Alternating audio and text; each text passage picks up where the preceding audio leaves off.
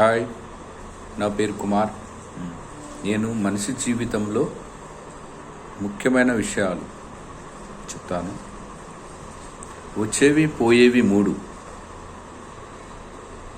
ఒకటి పేదరికం, రెండు వ్యాధి, మూడోది వచ్చేసి డబ్బు. వస్తాయి పోతాయి. వచ్చిన వదిలిపోనివి మూడు. కీర్తి,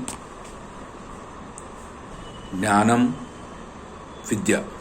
ఈ మూడు వచ్చినా వదిలిపోవు. పోతే రానివి మూడు. కాలం, యవ్వనం, పరువు. ఈ మూడు పోతే మళ్ళీ రావు. వెంట వచ్చేటివి మూడు. పాపం, పుణ్యం, నీడ. ఇవి వెంట వస్తాయి. Thank you friends.